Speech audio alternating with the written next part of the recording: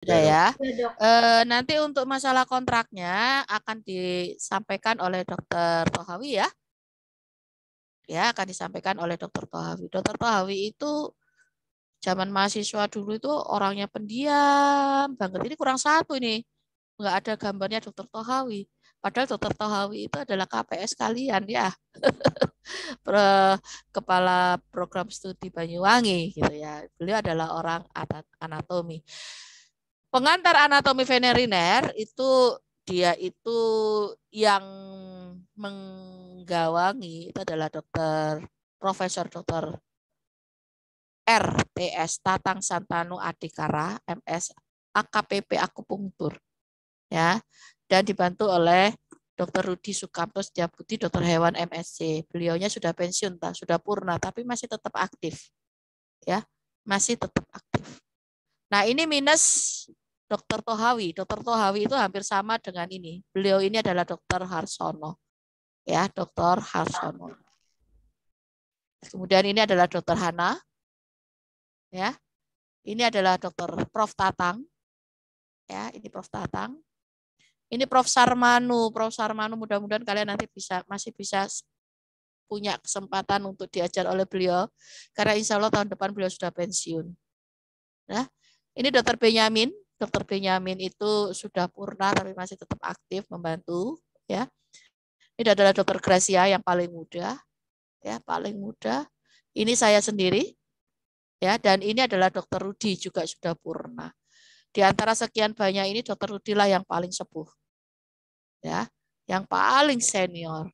Insya Allah beliau itu adalah angkatan pertama dari FKH, ya.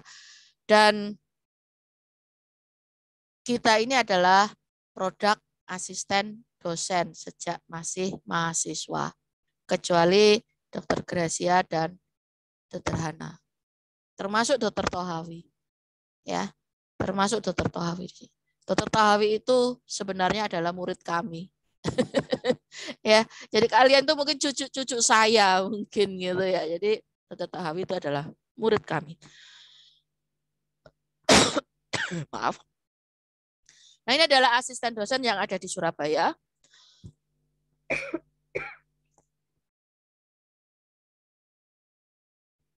Maaf ya.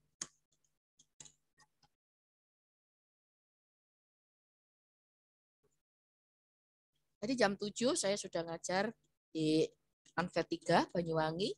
Kemudian istirahat sebentar, setengah 1 nguji, ya. Kemudian langsung lari, ya, pindah Zoom ke kalian. Ini belum sempat istirahat. Nah, ini adalah asisten dosen, tapi yang di Surabaya. Bukan berarti bahwa kalian tidak ada. Ada asisten dosen di anatomi di Banyuwangi itu ada, ya.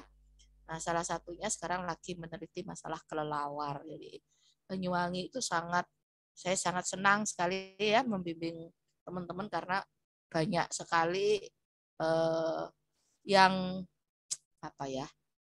Ini anak Banyuwangi, ya. Tapi dia ngambil UNER Surabaya. Dia tinggalnya di Banyuwangi, asli Banyuwangi. Dan veteran, enggak ada veteran sini. Asli Banyuwangi, ya. Jadi sekali lagi anatomi itu dari kata anatem. Anatem itu artinya adalah membuka. Ya, kalau saya sih lebih spesifik, lebih gampang mengingatnya dengan istilah memotret. Ya, memotret cepret kemudian langsung ditancapkan, diklipkan ke dalam memori kita. Ya. Oleh sebab itu seringkali anatomi itu disebut dengan istilah ilmu urai. Ya, sering disebut dengan istilah ilmu urai. Yaitu ilmu pengetahuan yang lebih atau ilmu pengetahuan yang fokus mempelajari masalah bentuk serta susunan-susunan dalam tubuh. Nah, anatomi itu terbagi menjadi 3 sebenarnya. Nah, terbagi menjadi 3. Gross anatomi atau makros anatomi atau biasa disebut dengan istilah anatomi saja yang sekarang lagi kalian pelajari. Ya. Kemudian ada mikros anatomi atau lebih dikenal dengan ilmu jaringan histologi, dan ada anatomi perkembangan atau embriologi. Oleh sebab itu divisi anatomi ya terbagi menjadi 3 X-lab ini. Ya, jadi terbagi menjadi 3 X-lab. X-lab anatomi berarti makros, ya Dr. Tohawi, saya, Prof. Tatang, Prof. Sarmanu, dan yang lain-lainnya. Kemudian ada mikros anatomi atau histologi, Dr. Eka, Dr. Khairul Anwar, Dr. Lita yang sekarang lagi sekolah di Yamaguchi, Jepang. Kemudian ada Dr. Suryo yang baru pulang, ya, yang sekarang terlibat dalam vaksin merah putih. Ya, jadi kita patut bangga ini. Vaksin merah putih itu justru yang menggawangi orang FKH, Prof. Edik, ya kan? Terus terlibat juga di dalamnya ada Dr. Suryo. Itu dari histologi, dari divisi anatomi. Kemudian ada anatomi perkembangan embriologi, ada Dr. Epi, ya Dr. Epi ini adalah ketua divisi anatomi yang tentunya sudah kemarin menerima kalian, ya kan? Dr. Epi, ya. Muhammad Epi Lukman, gitu ya. Kemudian ada Prof. Wijiati, ini ahlinya pada bayi tabung. Kita juga patut berbangga loh adik-adikku, anak-anakku sekalian, bahwa tidak sedikit loh ya dokter hewan yang bekerja pada bayi tabung. Dan diakui. Kenapa? Karena kita lebih telaten. Ya, leadernya ya Prof. Wiji ini. Kemudian ada Dr. Maslika dan Prof. Bambang Purnomo. Itu adalah staf dari anatomi. Ya, itu adalah staf dari anatomi. Kemudian nomenklatur atau penamaan. Penamaan anatomi itu sudah ada sejak 72. Ya, sudah ada sejak 72. NAF-nya itu, tapi sebelumnya itu sejak tahun hingga tahun 1895 itu sudah ada perjanjian bersama. Sama halnya dengan kalian. Kenapa kok ini disebut hidung? Ya kan? Tentunya kalian akan berpikir, kenapa ini disebut hidung? Kenapa ini disebut mulut? Nah, itu adalah kesepakatan dan itu diajarkan oleh turun-temurun. Ya, sejak awal sudah diajarkan. Jadi tidak ada yang bilang bahwa ini adalah kaki. Diketawain kalau kita bilang ini adalah kaki. Benar nggak?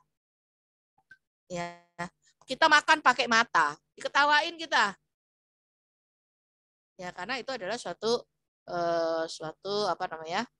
Kesepakatan. Mudah-mudahan kalian tidak ngantuk ya, Nak ya. Mudah-mudahan saya tidak ditinggal tidur. Karena ini udah materi yang membosankan, jamnya jam segini ya. Jadi saya masih ingat waktu zaman saya kayak kalian gitu ya. Anatomi itu yang ngajar namanya Dokter Santo ya. Dokter Santo itu waktu zaman saya dulu itu adalah warek satu. Karena maba, beliau pasti pagi hari pasti ribet. Akhirnya diganti siang hari ya jam 1 seperti ini. Saya ngantuk sekali, Nak. Beliau membangunkan kami dengan apa? Beliau tidak terus teriak-teriak, enggak. Dengan tulang, beliau waktu itu ngajar osteologi ya, dengan tulangnya beliau jalan. Kalau ada yang ngantuk, tulangnya itu dipukulkan ke kursi kita. Ya pasti bangunlah kaget. Gitu ya. Itu cara beliau. Jadi mudah-mudahan saya tidak ditinggal tidur ya. Nah, setiap negara itu mempunyai terminologi sendiri. Tapi yang diakui itu adalah bahasa Latin, yang universal itu adalah bahasa Inggris. Seperti halnya kita bicara lung. Lung itu kan bahasa Inggris. Ya. Tapi kalau bahasa Latinnya yang disepakati seluruh dunia itu adalah pulmo. Sama dengan heart. Apa heart? Hati. Heart, hati. Jantung. Jantung. Jantung. Tapi kalau dalam bahasa Latin itu adalah core, C-O-R. Sama dengan liver. Itu juga bahasa Inggris. Ya. Kemudian masih banyak lagi gitu ya. Itu kita harus tahu. Nah, International Nomica Anatomy Veterinaria itu dipublikasikan tahun 1968. Ya. Nomina Anatomica Veterinaria, NAV. Nomina Anatomica Veterinaria. Ini yang terbaru, tapi insya Allah masih ada yang terbaru lagi. Kita punya yang tahun 2000. Ya, kita punya yang tahun 2000. Terus diperbarui. Jadi gampangannya adalah kamusnya gitu. Ya. Nah, ada beberapa perjanjian pada NAV yang harus kita perhatikan. Yang pertama adalah di samping sangat terbatasnya jumlah perkecualian, setiap konsep anatomi harus didesain dalam satu istilah, yaitu tadi lateral. Nah, itu pun juga harus diperhatikan. Apakah penyebutan lateral itu pada human atau primata yang notabene berdiri tegak, ataukah diberlakukan pada hewan berkaki 4. Itu agak beda sedikit, ya. Kalau kita tegak seperti human gini, maka ke arah atas itu disebut superior. Ke arah atas berarti ke arah kepala. Tapi kalau pada hewan berkaki 4, ke arah kepala ini justru disebut sebagai anterior. Karena apa? Kalau kaki 4 kan begini, berarti depan, belakang. Anterior itu ke depan. Jadi ke arah depan. Nah, itu ada harus tahu. Ini yang dimaksud dengan nomina anatomica veterinaria. Ya. Kemudian yang kedua, harus dalam bahasa Latin, karena bahasa Latin itu bahasa global. Nah, ini kalau adik kena Dr. Harsono tambah pusing lagi. Karena apa? Mungkin kalau kalian pernah belajar bahasa Jerman, ya, bahasa Latin itu sama dengan bahasa Jerman. Di mana di dalam bahasa Latin itu ada gendernya lagi. Ya, mumet maneh kalau tapi di sini kalian tidak kita arahkan untuk menjadi anatom, tapi tidak ada salahnya kalian tahu. Ya. Jadi ada betina, jantan dan non gender. Sama persis seperti bahasa Jerman. Nah, kita bisa tahu itu berdasarkan akhirannya. Nah, ini agak sulit juga ya, berdasarkan akhirannya. Jadi kapan itu menunjukkan kata benda, kapan itu menunjukkan kata adjektif, keterangan, dan sebagainya, itu juga bisa dilihat dari bahasa ini. Setiap istilah harus sependek mungkin dan sesederhana mungkin. Misalnya begini, misalnya ini, mana ya? Ini ya. Misalnya ini miring seperti ini. Miring seperti ini. Ya, maka ini adalah oblik miring. Tapi dari mana? Kalau misalnya ujungnya di atas ini, dia turun ke bawah, ya turun ke bawah. Bisa kebayangin ya? Nah, sebentar. Saya stop share dulu ya. Saya stop share dulu. Saya buka whiteboard. Ya, karena kalau saya nulis di saya nulis di PowerPoint itu saya nggak telaten, ya pelan sekali ya. Jadi kalau misalkan saya punya something gitu ya, miring seperti ini. Miring seperti ini. Maka ini adalah oblik. Oblik itu artinya miring. Ya, miring. Nah, sekarang kalau misalkan ini kita menyebutkan arahnya ke sana, berarti kalian harus setidak-tidaknya, ini saya beri garis, putus-putus ya, garis sambung, putus-putus. Maka penamaannya ini kan dari depan ya. Kalau misalnya ini kepalanya ini misalnya. Kepala dari hewan. Berarti dari depan ya. Depan itu adalah anterior. Ya. Kemudian ke bawah ya, ke bawah. Bawah itu adalah ventral.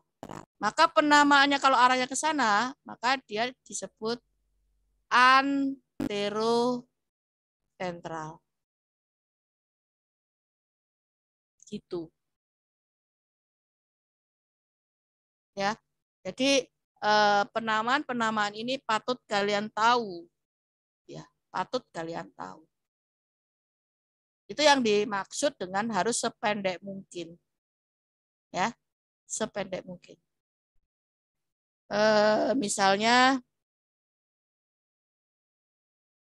Misalnya ada tulang tarsal, ya, ada tulang tarsal nyambung dengan tulang metatarsal. Jadi kalau pada mamalia memang dia bisa dipisahkan dan bisa kelihatan, tapi kalau pada unggas gak iso. Apa sih ini? Ceker gitu loh. Atau karpal. Bentar ya, Nak ya. Halo sayang, Assalamualaikum. Kakak, Uti ngajar dulu ya, Nak ya. Uti ngajar dulu ya. Misalnya karpal, ya. Karpal, metakarpal. Nah, ini kalau pada unggas, ini adalah sayap.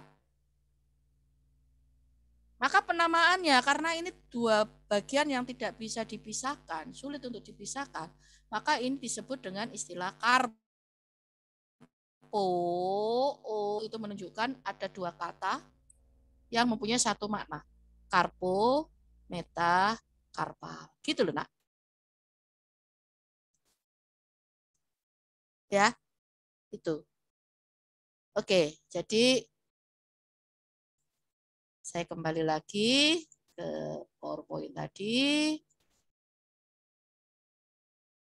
Ya, jadi perjanjian yang ini ya harus sependek mungkin dan sesederhana mungkin. Istilah harus mudah untuk diingat. Ya, mudah untuk diingat. Ya, walaupun pada kenyataannya ini sesuatu hal yang tidak mudah, ya, sesuatu hal yang tidak mudah. Kenapa? Kita terbiasa pakai bahasa Indonesia. Kita tidak terbiasa mengatakan core untuk jantung. Ya kan? Tidak terbiasa menyatakan kranium untuk kepala.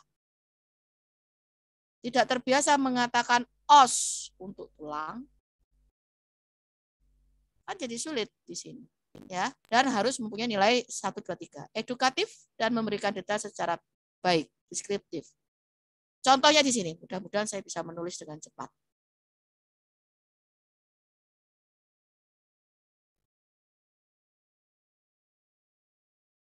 Contohnya, misalnya begini. Arteri, ya, arteri, meta, atau yang sederhana, misalnya arteri brachialis. Oh ini nih, arteria femoralis. Arteri itu berarti pembuluh darah yang keluar dari jantung. Jadi jangan Anda menyampaikan arteri adalah pembuluh darah yang kaya akan oksigen. Wah, begitu kena arteri pulmonalis, ngaco sudah. Dan itu biasanya harus hati-hati pada ujian, nah ya, pada ujian skripsi itu kalian harus tahu. Nah, ini arteri itu adalah pembuluh darah yang keluar jantung. Femoralis itu dari kata femur. Ya, femur. Nah, femur itu adalah tulang paha. Nah, sehingga kalian tidak akan mungkin begitu ngomong arteri femoralis, kalian ngebayangkan pada lengan. Nggak mungkin. Paham ya? Ya, paham ya? Jadi itulah kepentingannya adik belajar anatomi. Ya.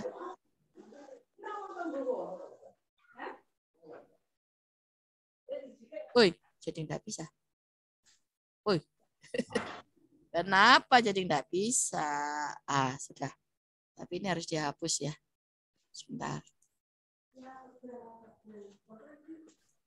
Nah, Kemudian yang berikutnya adalah harus bisa membedakan kata sifat yang berlawanan seperti mayor dan minor, superficial dan profundus. Mayor, major. Nah, kalian kalau sering-sering kedengar major, mayor itu maknanya adalah lebih besar daripada minor. Minor itu lebih kecil. Ya, misalnya ada tulang ya. Saya ini bukan orang yang mudah sekali menggambar ya. Misalnya ada tulang. Katakanlah ada tulang ya. Misalnya ini tulang, kemudian ini ada tonjolan, ini juga ada tonjolan. Ya, ada tonjolan. Ini katakanlah pada kepala dari kaput femur ya. Sorry, kaput humerus. Maka ini disebut karena ini sangat menonjol daripada ini, itu biasa disebut dengan istilah tuberositas mayor. Sedangkan yang ini itu disebut tuberositas minor. Nah, ini kalian tahu bahwa ini itu ada pada sapi. Kalau kuda bagaimana? Kalau kuda ini memang gini ya. Nah, ini lebih. Jadi boleh dibilang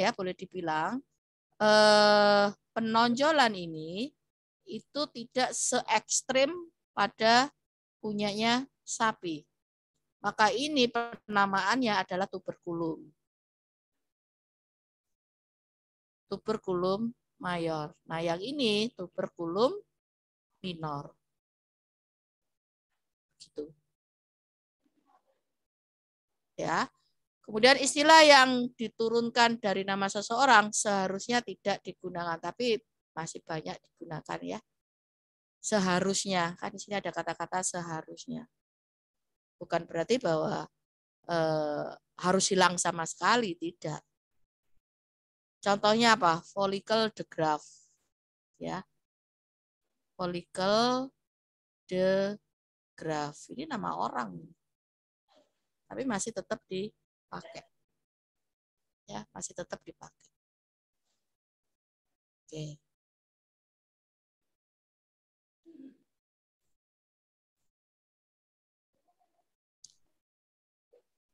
Anatomi veteriner ya. Jadi ini kita tidak bicara human ya, Nak ya.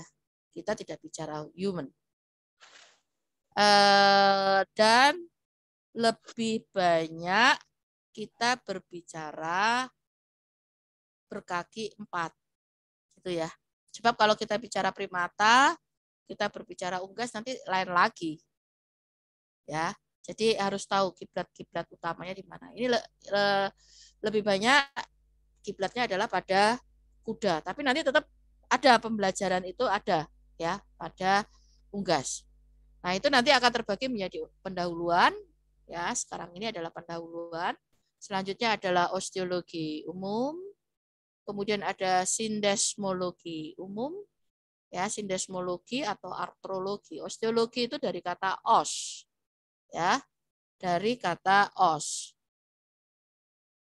Os itu artinya adalah tulang.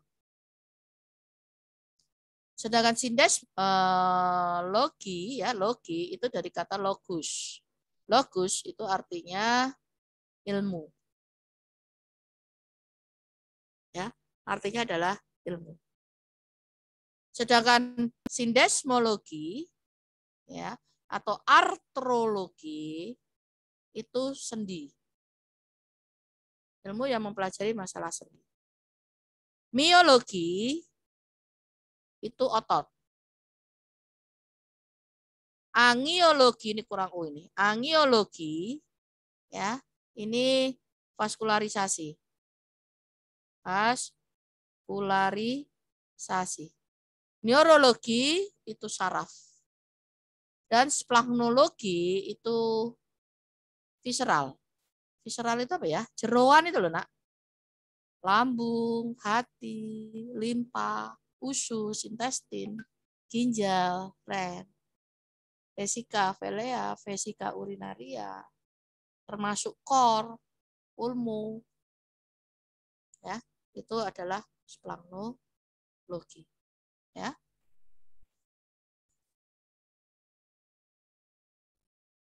Jadi ini annotation-nya harus dimatiin baru bisa pindah. Halo ya. Nah, sebagai pendahuluan, anatomi itu adalah cabang dari ilmu biologi. Nah, ya, ilmu biologi tadi kita sudah tahu bahwa anatomi adalah ilmu urai, ilmu yang menggambarkan atau mempelajari bentuk dan struktur dari suatu organisme. Ya, termasuk nanti terhadap organ-organ yang ada di sekitar. Berkorelasi erat dengan fisiologi, sangat erat, ya sangat erat. Contoh yang bisa saya sampaikan, semisal begini ya, nanti kita insya Allah ketemu lagi ya. Misalnya ini adalah pelvisnya anjing, ya ini pelvisnya anjing. Tulang pelvis itu tulang panggul. Kemudian pelvisnya anjing itu ada nih ya dari ujung sini ke ujung sini. Nah ini adalah ligamentum sacrotuberosum. Ingat sakro, berarti ini ada dua kata. Ya, dari sini ya. Sacrum sampai dengan tuberositas pelvis ya, ada bagian pelvis. Nah, pada anjing ya, pada anjing dia itu bentukannya seperti pita. Tapi kalau pada kuda misalkan ya, pada kuda misalkan ya, ini pelvisnya, nah, pada kuda itu dia itu nah membentuk seperti ini. Ini kalau pada kuda, ini ilustrasi ya, pada kuda. Dan nutup. Jadi kalau ini ada ruang kosong, ditutup sama ligamentum sacrotuberosum pada kuda.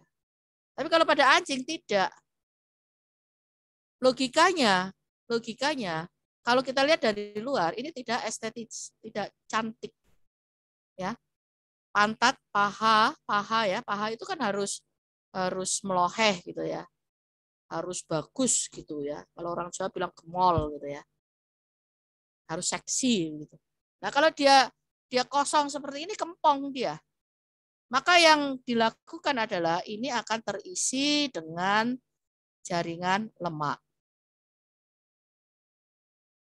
Sehingga ini tertutup. Ya, terisi dengan jaringan lemak sehingga ini tertutup. Maka tampak luar itu dia seperti halnya kita melihat pantat dengan bagus. Ya, cantik. Nah, pada hewan tua dan jantan itu sering sekali mengalami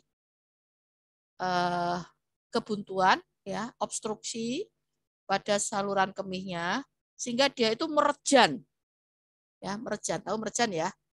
Ngeden. Kalau orang Jawa bilang ngeden, merejan berlebihan. Sehingga apa yang terjadi?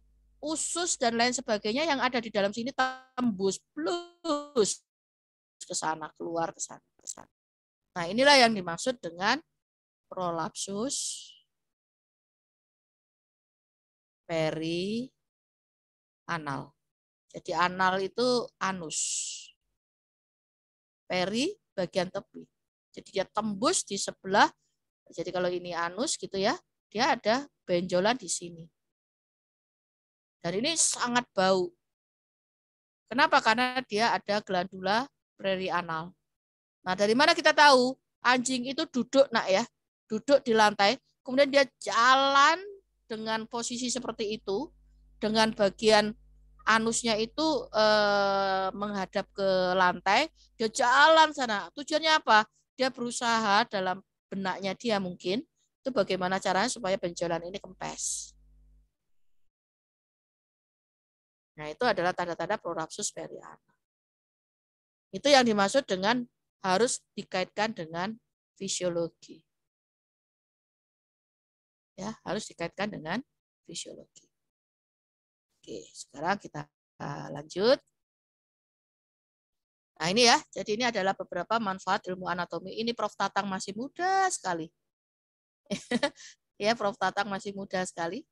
Ini kita menilai kelayakan apakah daging ini pada RPH ya, kebetulan ini yang di foto adalah babi ya. Apakah daging babi ini layak untuk dikonsumsi? Tidak ada infeksi di situ, tidak ada bakteri di situ. Itu bisa dilihat dari lipoglandula di sini.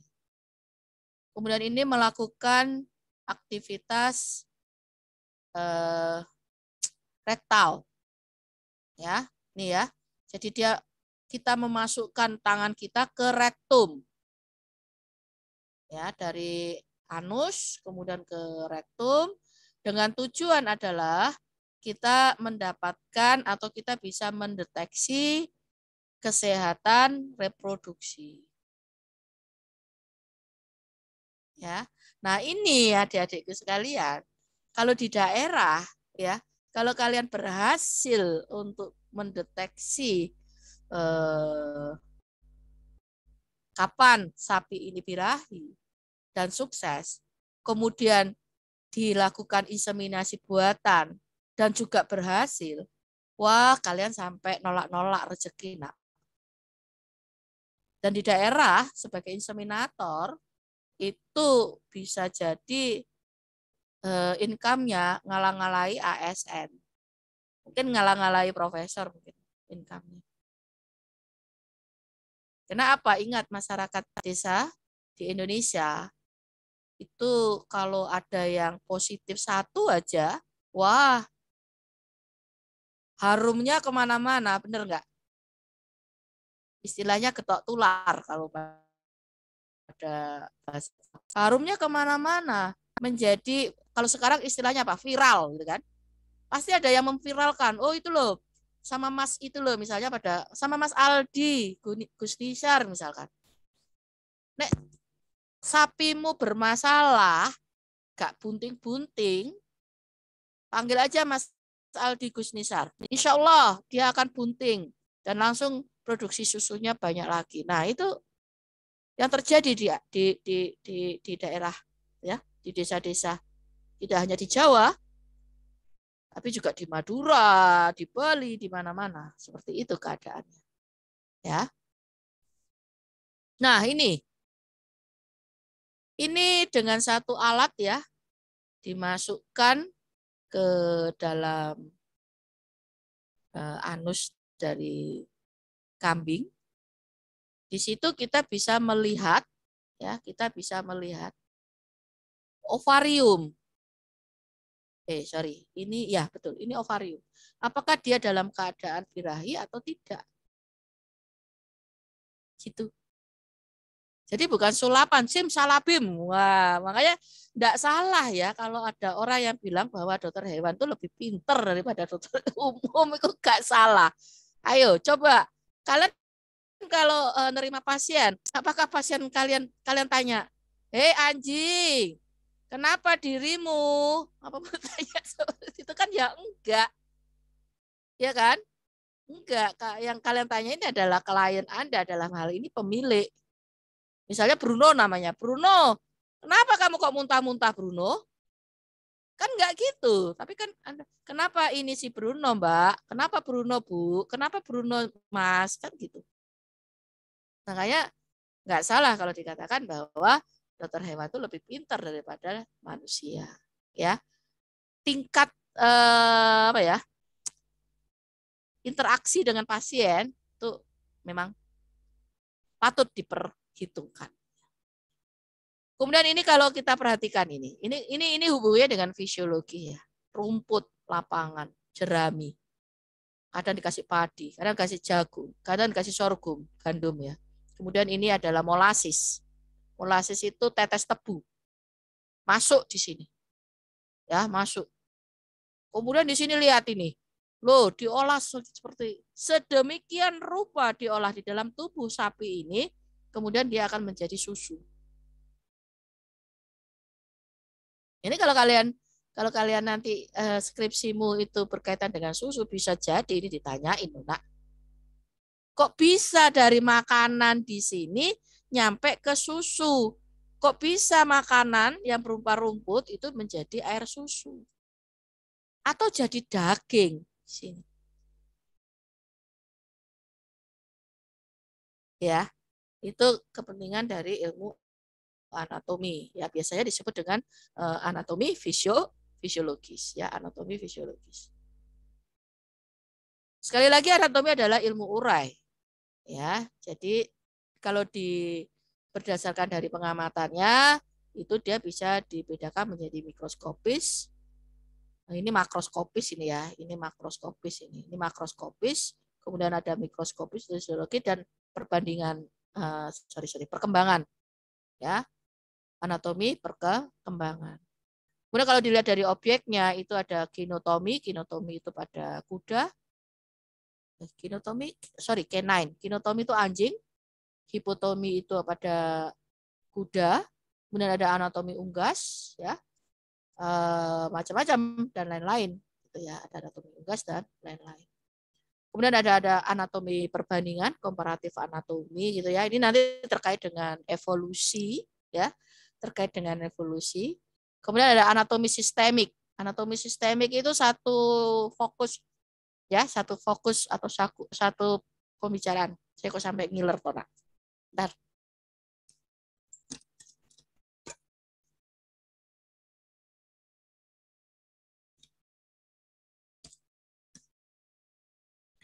Misalnya osteologi. Osteologi adalah ilmu yang mempelajari masalah tulang. Sindesmologi, ilmu yang mempelajari masalah apa ini namanya? Sendi dan lain sebagainya, ya. Anatomi topografi. Nah, anatomi topografi itu kalian dapatkan di semester 2. Lah ini sulit banget ya. Sulit banget. Jadi anatomi sistemiknya ini kemudian dijadikan satu, misalnya di area femur. Femur itu mulai dari kulit sampai ke tulang itu ketemu apa aja.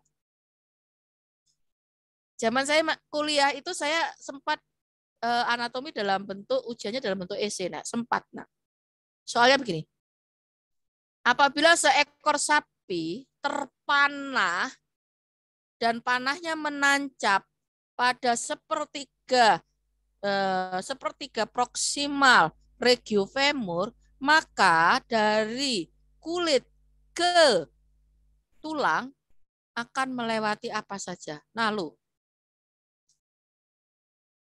padahal kita tahu otot itu berlapis-lapis, lapis demi lapis demi lapis demi lapis. Belum lagi di situ ada apakah kena pembuluh darahnya, apakah kena nervusnya, kemudian di situ ada lipoglandulanya dan lain sebagainya.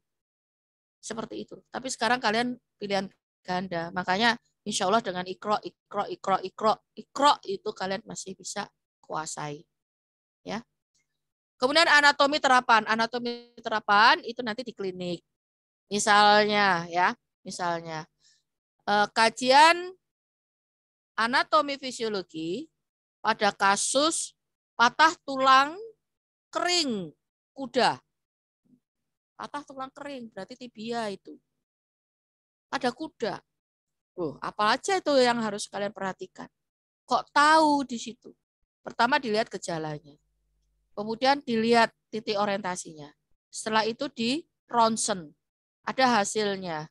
Kemudian baru disimpulkan. Baru diterapi. Itu pun juga kalian harus tahu.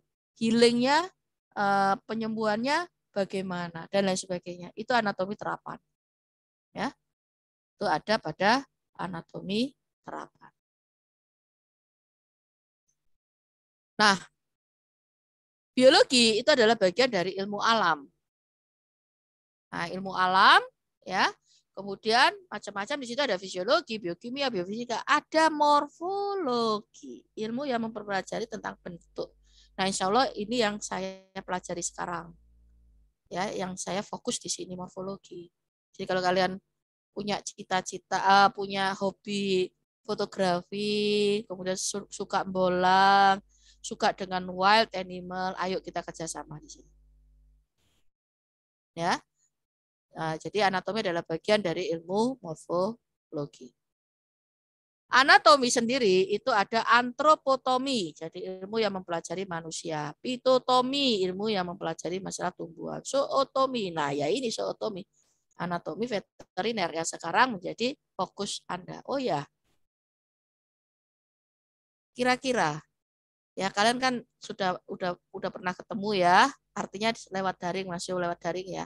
Berapa persen ya yang pilihan pertamanya adalah FKH? Pilihan 1-2 FKH, Bu. Oh, pilihan 1, 2 FKH 1. Aldi? Dua-duanya FKH, dok. Saya Dan dua-duanya FKH, dok. Dan Wulan? juga dok. Dua-duanya FKH. Dua-duanya FKH, Dok. Dua-duanya FKH? Iya. Iya. Subhanallah, Masya Allah. Nah, itu.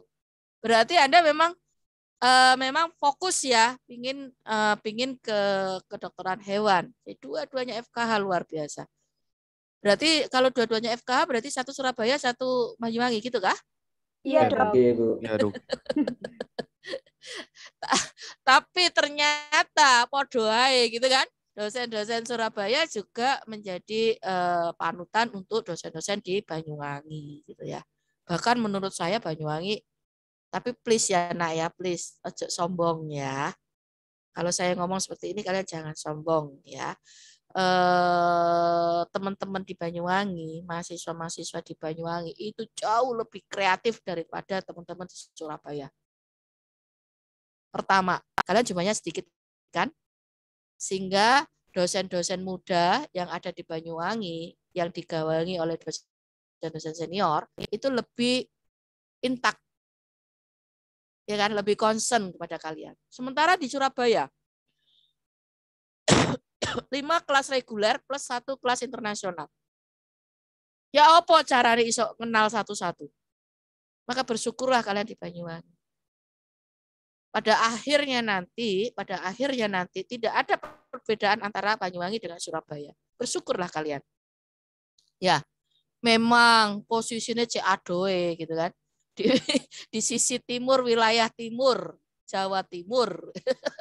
Sisi timur dari Pulau Jawa gitu kan ya. Benar-benar sisi timur. Saya dulu juga gitu nak. Saya tidak pernah punya bayangan kalau saya akan menjadi dosen luar biasa. Biasa di luar maksudnya.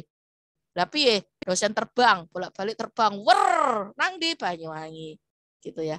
Saya pernah diajak oleh Dr. Harsono itu luar biasa, itu pengalaman saya yang sangat melelahkan. Jadi karena kami di Surabaya masih ada aktivitas, kami harus nguji. Tahu apa yang dilakukan oleh Dr. Harsono? Semua anak-anak yang di bawah bimbingan saya dan beliaunya itu disuruh ujian jam 7 pagi. Dan diakhiri jam 9 pagi. Kenapa? Kami dari Surabaya jam 10 naik Mutiara Timur. Sampai Banyuwangi subuh. Mandi, istirahat sebentar, mandi, berangkat lagi ke kampus, langsung nguji. Jam 9 kami sudah balik ke Surabaya lagi naik kereta. Itu paling melelahkan buat saya. Tapi kata Dr. Harsono, tinimbang awake dhewe turu nganggur nanggone losmen, alangkah baiknya tidur di kereta, sore asar sudah nyampe Surabaya lagi. Aduh ya Allah, sangat melelahkan. Ya, sangat melelahkan. Kalau kita pakai pesawat, itu jamnya nggak pas. Nah itu ya, hebat.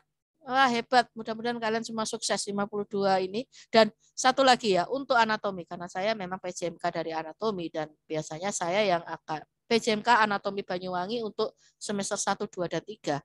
Itu saya selalu mengolah nilai, jadi saya selalu mengikuti nilai. Sejak dari awal Banyuwangi berdiri hingga kemarin, baru kemarin anatomi itu kalah dengan Surabaya. Banyuwangi kalah dengan Surabaya. Baru kemarin. Itu pun juga karena ada beberapa mahasiswa yang keluar. Itu yang bikin jelek. Sudah kado KRS-an, ya, terus keluar, sehingga nilainya keluar E. Sehingga secara keseluruhan nilainya jadi turun, rata-rata kelasnya. Baru kemarin. Ya, jadi sekali lagi jangan sombong, tapi tetap harus, oh ya, cutting-cutting saya semuanya luar biasa. Berarti saya juga harus luar biasa. Ya, baik anatomi maupun secara keseluruhan. Nah ini kemarin yang diberangkatkan oleh rektor kemana itu 2 mahasiswa FKH diwakili kedua-duanya oleh Banyuwangi. Loh kan hebat, hebat loh nak. Ya. Banggalah pada diri kalian sendiri, tapi please, kelemahan kalian adalah tidak bisa bersuara. Gak iso ngomong, heran aku. Wis lah, kalau misalnya disuruh ngomong ya ngomong, minimal ya, minimal. Terima kasih Pak Rektor telah memberi kesempatan kami untuk mewakili kedokteran hewan ke bla bla bla bla bla. Cukup iku ae, ngono lho kok gak wani. Ini yang bikin dekanmu ngamuk-ngamuk. Mungkin kalian kemarin sudah di apa namanya? Sudah di ini sama dekan masalah ini. Benar nggak? Ya Nur Fadilah. Sekedar ngomong terima kasih ngono ya. Dan dekan kita itu merupakan salah satu survivor COVID yang luar biasa loh. Beliau itu parah banget loh, Nak. Ya, beliau itu parah banget. Beliau sempat tidak aktif selama 3 bulan. Nah, bersyukurlah kalian ini bisa ketemu dengan beliau. Ini beliau baru aja aktif bulan ini, baru saja aktif. Survivor, benar-benar survivor COVID. Ya, sampai di apa namanya? Dipasang ventilator, jadi dilubangi ini lehernya. Ya. Oke. Selamat untuk kalian semua ya. Dan mudah-mudahan sukses. Ya, sukses. Dok, amin. Amin, dokter. Amin. Amin, Ya. amin. Kemudian kita lanjutkan. Ya, cabang-cabang dari anatomi itu adalah embriologi. Sebenarnya termasuk histologi sebenarnya ya. Embriologi itu adalah ilmu mudigah, di mana dia mempelajari pertumbuhan makhluk hidup. Kemudian ada ontogeni, ya. Bagaimana kondisi setelah lahir itu ontogeni. Ya, pertumbuhan setelah lahir itu adalah ontogeni. Nah, nanti kalau morfometri, tadi kan kita morfologi ya, anatomi kan bagian dari morfologi. Nah, kalau kita belajar dari morfometri, nah di sini nih arahnya, bagaimana pertumbuhan dari organ-organ itu, tulang-tulang itu. Apakah pada jantan dan betina itu ada perbedaan? Pasti ada perbedaan ya, tapi sampai seberapa banyak perbedaan itu. Kemudian filogeni. Filogeni ini dari kata film. Ingat nggak? Ingat nggak? Kingdom. Kemudian jadi apa lagi? Setelah itu? Divisio. Film. Kalau divisio itu untuk hewan. Kingdom itu untuk tanaman. Kemudian film. Kemudian apa? Kelas. Ordo. Genus. Oh ya, genus. Genus. Yes. Ya kan? Nah, itu. Nah, kita tahu nak ya. Oke, saya orat-orat lagi. Saya itu kalau nggak orat-orat nggak seneng. Ini nanti berarti sampai jam berapa ya? Jam 2 berarti sampai jam 4, 1 jam lagi. Mudah-mudahan waktunya bisa lebih. Tahu. Jadi kalian ingat ya nak ya. Si, mo, bak. Ini cara saya mengingat. Sigut, morura, blastula, gastrula. Setelah dari gastrula, dia akan terbagi lagi menjadi ektoderm, mesoderm, dan endoderm. Ekto ini akan menjadi kulit, saraf, gitu kan. Kemudian meso akan menjadi apa? Ya wes tentang embriologi. Nah, kalau kalian bicara kulit, nah ini kalian lihat ya, sigut itu satu sel yang bersifat diploid, ya kan? Morula itu banyak sel di mana dia nanti seperti buah murbei kan gitu kan. Blastula itu sudah mulai ada cairan di sini. Blastosul. Baru kemudian dia membentuk kecebong. Benar nggak? Ya, baru dia membentuk kecebong. Ya. Nah, ini berlaku pada vertebrata. Nah. Ya, berlaku pada vertebrata. Ingat, kalau kita sudah bilang vertebrata, maka kita bicara mulai dari Pisces, kemudian amfibi, mamalia. Oh, mamalia terakhir. Pisces, amfibi, kemudian Aves.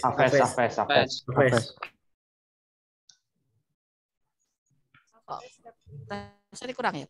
Benar ya, Aves, baru Mama Lia. Malia. Nah, ini sama semua. Ya. Berarti kalau kita bicara filogeni, ya, kita bicara filogeni itu selalu bicara ini. Selalu bicara ini. Ya, selalu bicara Simovac ini. Itu kalau kita bicara filogeni. Ya, pasti arahnya kepada evolusi. Nah, kalau sudah seperti itu, berarti ini arahnya pada anatomi perbandingan. Ya, anatomi perbandingan. Mudah-mudahan nanti biasanya salah satu atau salah dua. Biasanya sih 2 orang ya.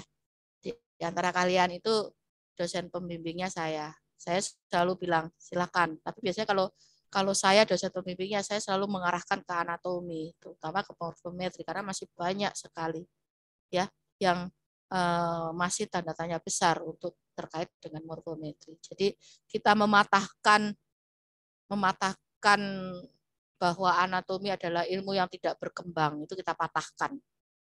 Ya, anatomi itu ilmunya masih bisa berkembang, terutama pada wild animal. Di tempatmu kan masih banyak di Madura itu kan kok dari Madura, di Banyuwangi itu kan ada alas Purwo, ya kan? Nah itu kenapa tidak kita melihat meneliti misalnya kalau kita foto gitu ya, kita foto apakah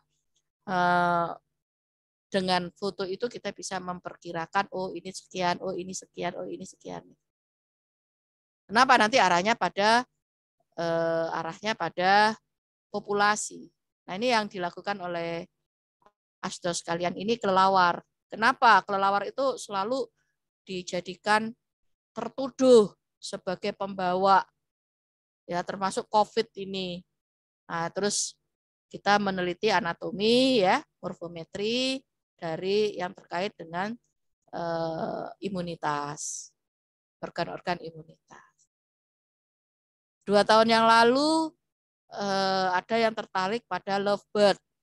Kenapa sih kok trecetan dari lovebird itu kok berbeda? Ternyata trecetan itu lovebird itu pada yang betina. Ditelitilah pita suaranya. Ternyata memang benar berbeda. Nah, ini banyak nak ya, banyak. Jadi bukan berarti bahwa dokter hewan itu harus meneliti penyakit, harus meneliti ternak, ya boleh. Tapi kenapa tidak ada salahnya kan kalian meneliti masalah anatomi, ya. Oke. Oke, kita lanjutkan.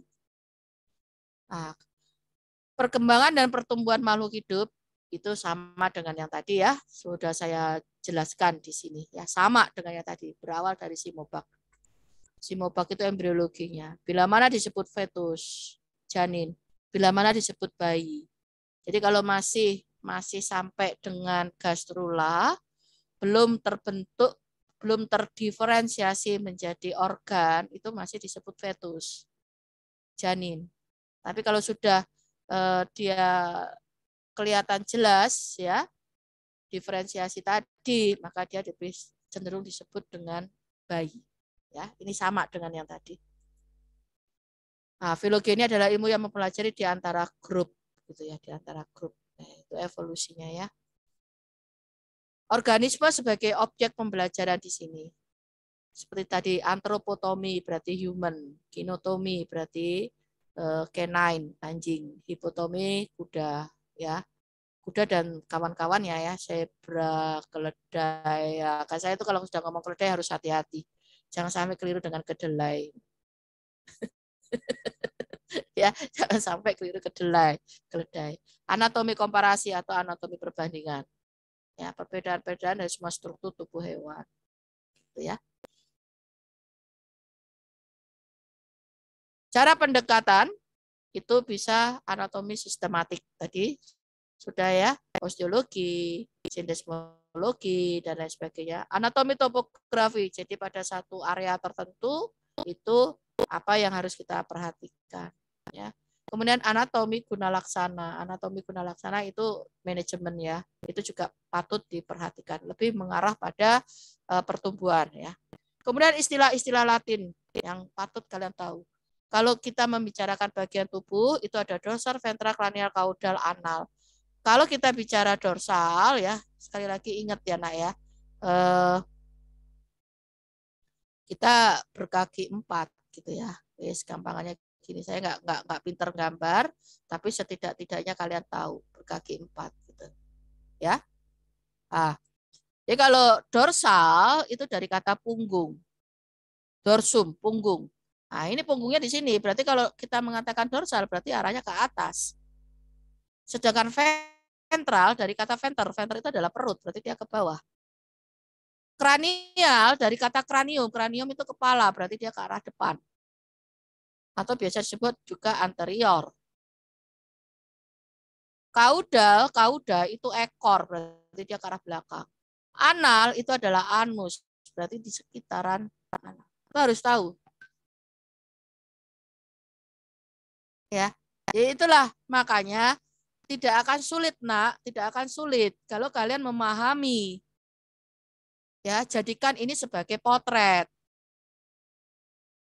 Tapi kalau kalian ya seperti saya tadi sampaikan, buku setebal 1000 sekian gitu ya, buku tebal. Ini saya misalkan, ini buku saya misalkan, benar. Ya. Nih, ini buku saya. Kelihatan enggak? Nah, halo, mana dia? Angel tiba ya ngepas nang kamera ya. Angel nak tebal ini ada 1000 halaman ya. Jadi dia itu sampai saya bagi menjadi 2 besar. 2071 halaman. Itu belum indeksnya. 2071 halaman. Itu adalah The Anatomy of the Domestic Animal.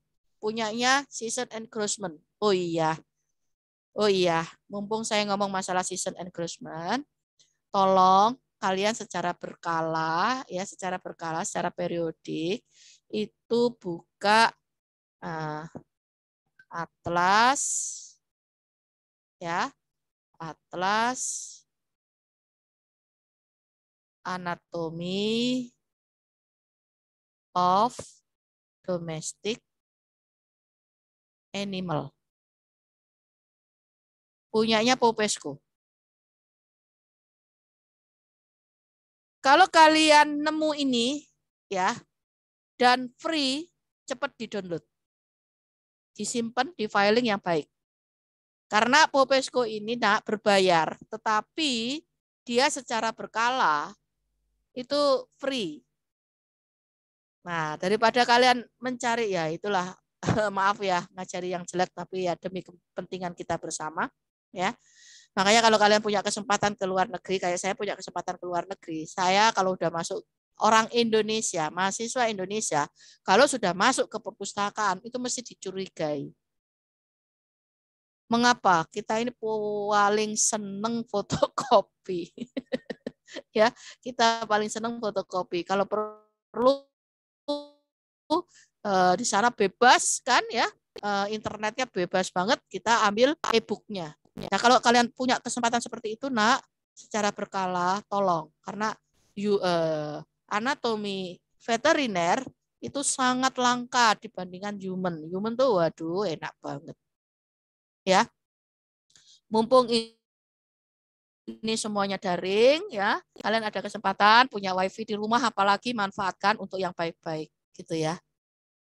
Kemudian bagian kepala. Nah, bagian kepala itu oral. Oral itu apa sih? Mulut. Jadi ya ada di sekitar mulut.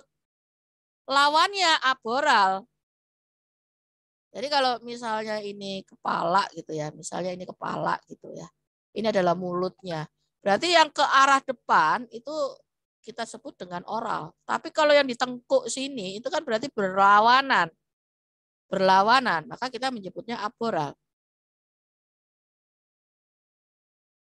Ya. Nukal itu dari kata nuke, ligamentum nuke itu adalah ligamentum yang ada di tengkuk kita. Ini nukal ini enak dibuat tahu campur.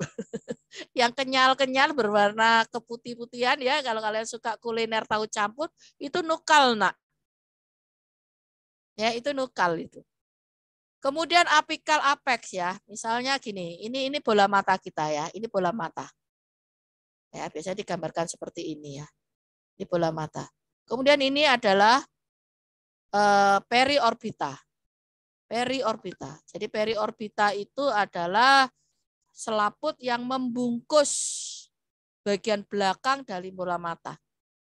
Yang tidak terbungkus oleh periorbita itu adalah anterior. Nah, jadi bagian depannya. Kenapa? Karena anterior ini isinya apa? Kornea. Nggak mungkin, karena kornea ini fungsinya adalah menangkap cahaya. Nggak mungkin. Nah, ini kerucut. Nah, bagian yang mengerucut ini, bagian yang menyempit ini yang disebut dengan apex atau apikal.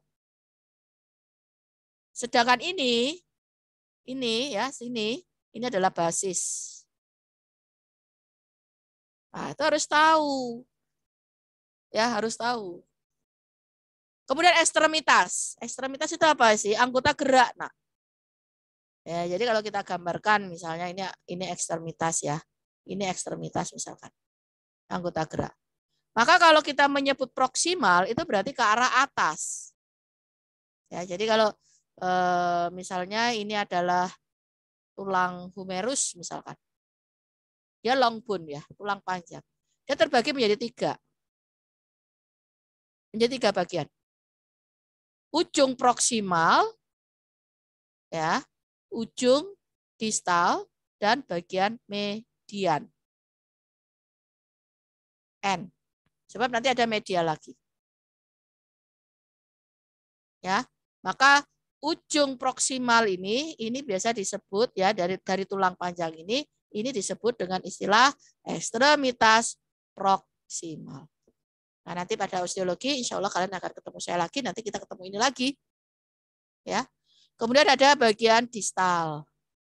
Bagian distal itu berarti bawah.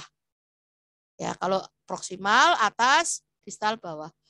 Dorsal ya, dorsal itu adalah bagian depan dari kaki. Sekarang bayangkan kaki Anda itu. Bayangkan kaki Anda itu. Lihat kaki Anda. Maka dorsal itu mulai dari lutut sampai ke ujung kaki. Itu dorsal. Sedangkan bagian yang berlawanan ya, itu plantar. Volar atau palmar itu adalah bagian belakang kaki depan. Ya, bagian belakang kaki depan. Sedangkan plantar itu adalah bagian belakang kaki belakang. Sedangkan dorsal itu adalah bagian depan dari semua ekstremitas, baik kaki depan maupun kaki belakang. Kemudian lateral, ya lateral. Sekarang bayangkan, lihat tangan Anda, ya lihat tangan Anda, di mana telapak tangan itu erat dengan tubuh Anda. Maka punggung tangan Anda itu kan di bagian luar, betul nggak? Tidak melekat pada tubuh kita, betul nggak? Nah, bagian luar yang tidak melekat dengan tubuh itu namanya lateral. Sedangkan yang berlawanan itu adalah medial. Makanya hati-hati. Ya, hati-hati. Ini median. Ini medial. Hati, beda. Kalau median itu bagian tengah. Jadi proksimal, distal, nah yang tengah ini adalah median. Tapi kalau lateral, misalkan ini lateralnya, ini lateral, maka bagian yang berlawanan ini adalah medial. KL, hati-hati. Ulnar itu adalah area yang ada ulnanya. Nah, ulna itu posisinya ada di lateral. Berarti lawannya adalah radial. Ulnar dan radial itu jadi satu. Ini yang lateral, radial itu yang medial. Demikian ini untuk kaki depan, ya, kaki depan. Demikian pula yang fibular dan tibia. Ya, fibula itu di lateral, tibial itu di medial. Fibular, tibial. Osnya, tulangnya itu adalah os fibula. Os tibia. Berarti ini kata benda. Tapi kalau fibular, tibial itu adjektif, keterangan, arah. Ya, menunjukkan arah. Nah, kemudian ada bagian tubuh juga, ada lateral, medial, seperti saya sampaikan tadi, lateral, medial, ada median, ya, ada sagital, transversal. Nah, mana itu sagital, transversal? Sebentar, kita clear dulu. Kita buang dulu, kemudian kita pindah. Nah, ini ya. Nah, ini ya. Ini kalau kita lihat ini ya. Aksis atau sumbu panjang. Jadi kalau aksis ini berarti dari sini ke sini, ini adalah aksis untuk kepala, ini adalah aksis untuk leher gitu ya. Nah, ini masing-masing punya sumbu ya. Nah, ini ada dorsal berarti punggung sebelah atas, ventral itu ke arah perut, kranial itu ke arah kepala, kaudal itu ke arah ekor, anal itu adalah ke arah anus ya, sekitar anus. Nah, ini sudah saya sampaikan tadi. Ini dorsal. Ya. Ini kaudal. Ke arah sana ke arah kaudal. Ke sana ke arah sana kranial, ke arah sana ventral. Kemudian ini proksimal, ini berdasarkan kaki ini. Ini proksimal, ini dorsal. Nah, ini plantar. Ya. Ini proksimal, ini distal. Ya, proksimal, ini distal. Nah, ini ya. Jadi ini proksimal, ini distal. Proksimal, distal. Proksimal, distal. Ya. Proksimal itu dikatakan menuju ke atas, ya, menuju ke atas. Mendekati tubuh. Ya, mendekati as tubuh. Tapi kalau distal itu menjauhi tubuh. Ya. Nah, rostrum itu moncong. Nah, ya ini moncong. Jadi ini ke arah rostral. Jadi ke arah rostral. Ini untuk kepala. Jadi kalau dia ke sana, ya, ini lihat panahnya, ini adalah rostral. Tapi kalau ke belakang itu lebih disebut dengan aboral. Lebih spesifik aboral. Tapi ya ada juga yang menyebutkan kaudal, arah belakang. Ya. Nah, ini adalah oral. Maka ini adalah aboral. Nah, nukal di sini posisi nukal. Ya, posisi nukal di sini. Nah, ini ya. Ini kalian lihat. Ini kranial. Berarti ke arah kranium, dari kata kranium. Jadi kalau sisi ini adalah sisi kranial. Tapi kalau khusus untuk kaki ya, alat gerak, ini adalah dorsal. Ya. Ini kaudal, ekor. Ini dorsal, punggung. Ya, ini ventral. Ya, perut. Ya, dari kata venter. Venter itu perut. Ya. Venter. Venter itu perut. Dorsum itu punggung.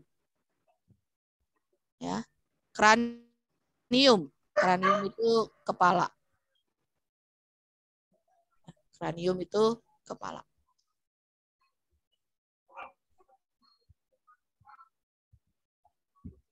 Nah, ini anus. Ya. Makanya tadi kan saya nyebutin apa tadi? Prolapsus perianal kan gitu ya. Prolapsus perianal. Ya, berarti ada di sekitar anal. Ya, satu tonjolan, benjolan gitu ya. Benjolan. Nah, benjolan ini isinya apa sih?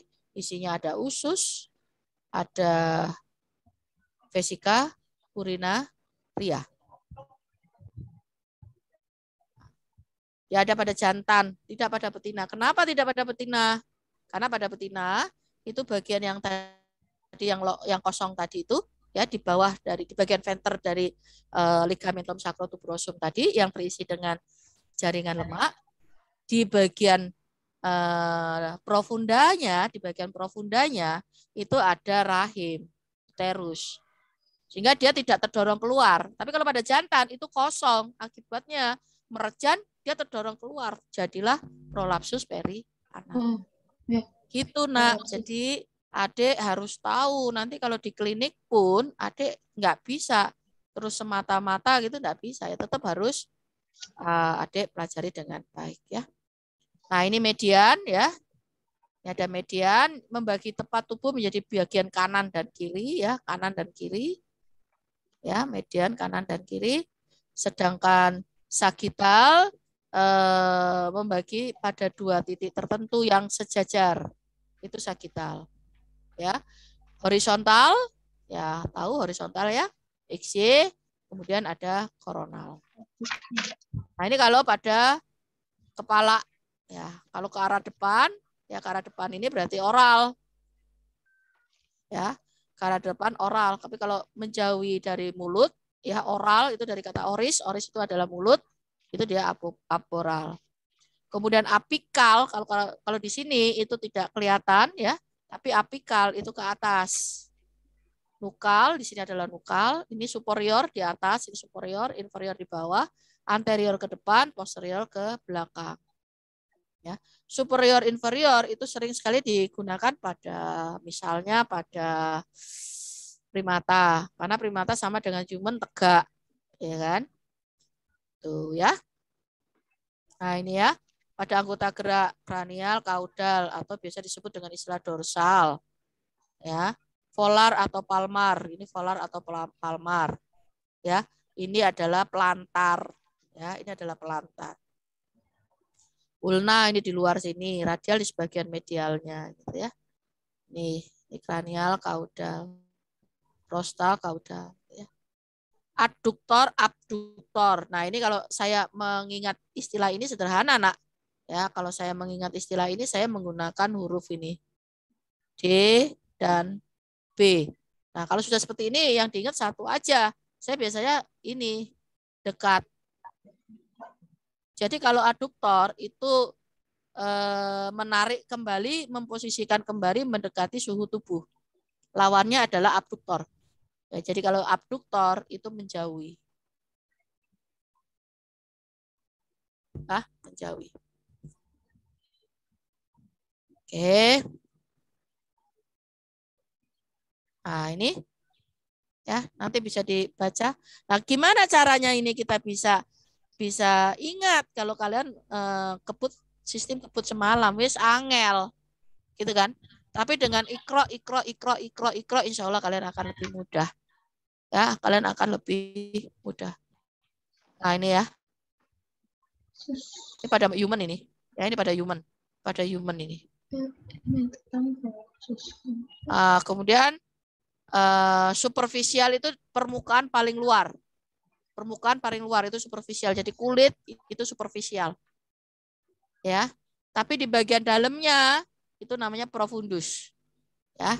Di bagian dalamnya namanya adalah profundus. Nih, peri. Dari tadi saya nyebut peri, sekeliling, di sekitar anus, ya, di sekitar anus.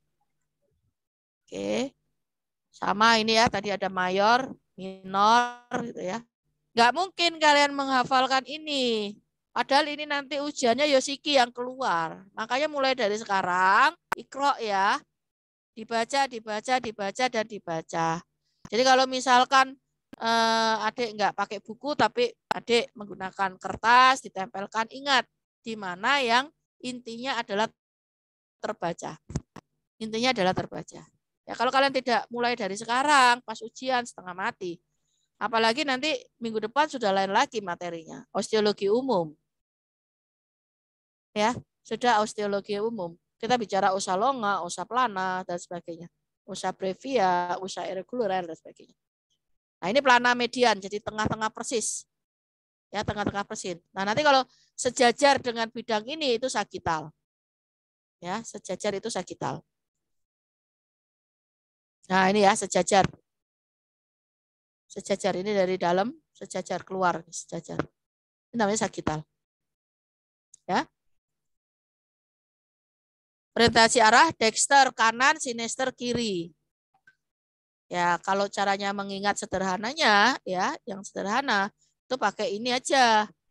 Sinister II kiri, II udah. Berarti dexter kanan. Ya, dexter kanan. Externus. Externus ingat exit. Berarti externus itu keluar atau luar, bagian luar, internus bagian dalam. Ya, profundus juga bagian dalam, superficial bagian luar. Ya. Transversus, longitudinal, ecto, meso, endo kan ini semua sudah kita bicarakan tadi ya.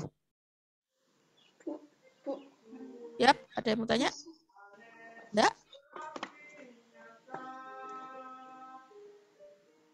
Magnus, brevis, ya itu artinya juga besar, mayor juga besar, minor, dorum, molil, itu biasanya digunakan istilah untuk tekak, langit-langit, ya. Supra, infra, itu biasanya untuk lobang-lobang gitu ya. Lobang supraorbitale, tempatnya cavum orbital dan sebagainya. Nah, ini ya. Ini prosesus itu adalah tonjolan yang seperti sayap kiri kanan, makanya disebut prosesus transversus. Ya. Nah, ini tajam ke atas seperti sisir. Taju, makanya disebut prosesus spinosus. Ya, prosesus spinosus. Ini tadi sudah ya. Kulit saraf, viscera.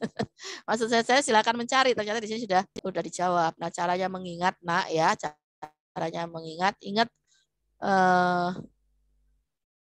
ini pakai bahasa Jawa ya, terpaksa ya. Jeroan itu podo karo sama dengan dalam. Kita tahu endo itu dalam. Jadi kalau kita bicara endoderm itu ya berarti bagian dalam viscera. Sedangkan ekto itu caranya mengingat kulit dan saraf termasuk di dalamnya otak ya. Caranya mengingat ya sudah kalian lihat bagian luar kita itu ada apa? Ada kulit ya berarti ektoderm itu jadi kulit.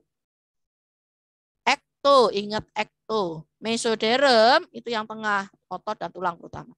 Ya, otot dan tulang. Nah, di bagian tengah kita kan ada tulang, ada otot gitu ya.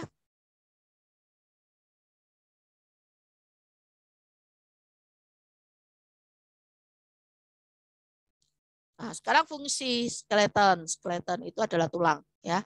Kalau adik bicara skeleton ya, kalau kalian bicara skeleton itu sama dengan kerangka.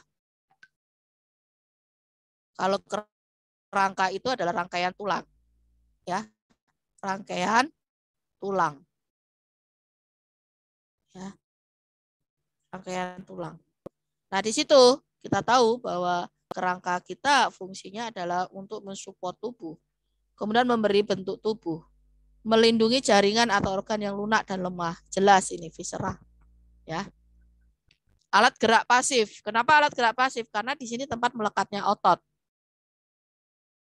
Ya, tempat melekatnya otot. Nah, ini ya. Jadi yang alat gerak yang sebenarnya itu adalah otot. Tapi otot tidak bisa berfungsi kalau tidak ada tulang. Ya. Memproduksi darah.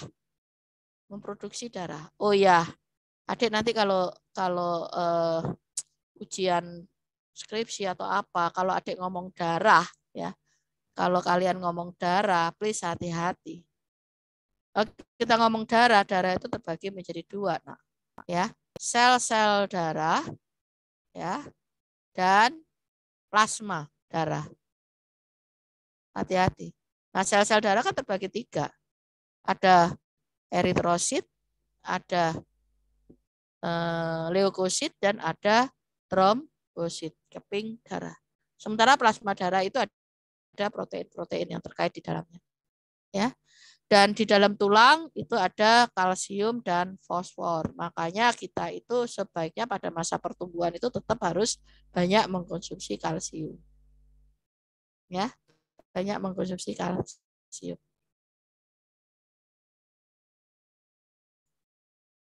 Nah, anatomi juga penting maknanya pada radiologi. Ya, Pak, penting sekali. Sinar X pertama kali ditemukan oleh Konrad Ronsen pada tahun 1895. Nah, yang jelas bahwa ronsen ini dilakukan untuk diagnosa. Setelah diagnosa ditegakkan, maka bisa ditetapkan pengobatannya. Selain itu juga bisa digunakan untuk riset. Ya, sabar nak, sebentar habis ini selesai kok. Udah mulai gelisah. Ya. Kemudian hasil rekamannya itu didasarkan pada kemampuan sinar X itu menembus bagian-bagian tubuh. Ya, menembus bagian. Ada 3 elemen bayangan pada X-ray. Kalau dia itu kosong, ya kosong, berisi udara seperti mulut, hidung, sinus paranasal, dia itu justru seperti ada selaput tipis gitu. Ya. Kemudian bagian yang berbentuk air sama ya, ini pada pembuluh darah, mineral. Makanya bagian tulang itu mesti nampak kompak ya, nampak padat. Kenapa pada bagian itu tidak ditembus oleh sinar X? Nah, ini ya. Ini kalau kita lihat ya. Ini adalah lung ya. Ini adalah kidney. Ini jaringan lemak. Ya, ini adalah lambung, stomach. Ini adalah intestine. Nah, lihat ini gambaran-gambarannya. Ini kalian harus tahu. Harus tahu ini. Nah, ini janin, fetus. Ya kan? Fetus dengan tulang-tulangnya. Kenapa sih tulang-tulang ini kelihatan? Loh, ini kelihatan banget. Karena bagian tulang-tulang ini tidak ditembus oleh sinar X. Makanya dia masif seperti ini. Padat seperti ini. Nah, ini berarti ada cairan di sini. Ya, ada cairan di sini. Ini kalian harus tahu. Ya. Ini ya. Jadi kenapa itu bisa terjadi? Keadaan seperti ini bisa terjadi. Kita lihat. Kalau tulang itu kropos, osteoporosis, maka dia itu akan terlihat lebih tidak kompak seperti ini. Ya, kalau osteoporosis dia tidak kompak seperti ini. Tapi kalau tulang normal, maka dia terlihat jelas seperti ini. Ini normal semua ini. Ini normal. Apalagi lihat ini janinnya normal ini. Ya. Ini apa ini? Abdomen sebelah lateral. Ini kelainannya kayaknya ini. Di sini ada kelainan sini. Harusnya seperti ini, harusnya kosong seperti ini. Ya. Nah, ini osteoporosis akan terjadi apabila ada tahapannya ini. Ini normal seperti ini, kemudian mulai merenggang osteopenia, ya, kemudian osteoporosis dan sangat parah. Osteoporosis yang sangat parah. Ini berongga-rongga ini. Ini kalsiumnya sudah keluar semua. Ini bisa terjadi seperti ini karena kalsiumnya dikeluarkan. Ya, makanya pada orang-orang tua kita disarankan untuk minum susu yang berkalsium tinggi ini untuk memperlambat terjadinya osteoporosis. Pengeluaran pelepasan kalsium yang berlebihan pada tulang. Apalagi kalau kita mengkonsumsi steroid, ya steroid itu malah lebih sadis lagi. Oh, alhamdulillah. Selamat belajar adik-adikku sekalian. Insya Allah nanti komtingnya coba kontak saya, nanti akan saya share ya PowerPoint ini, gitu ya. PowerPoint ini nanti akan saya share dan saya mohon maaf. Saya akan live langsung, ya tidak memberikan pertanyaan, nanti kesempatan bertanya minggu depan ya nak ya. Karena saya harus masuk ke linknya, alhamdulillah saya dipercaya di FISIP. Ya, untuk memberikan mata kuliah antropometri, metodologi antropometri. Masih terkait dengan morfometri, anatomi. Oke, baik, kita ketemu next next week, insya Allah. Nanti saya akan buka pertanyaan di minggu depan. Ya. Assalamualaikum. Selamat sore adik-adik. Kita jumpa minggu depan.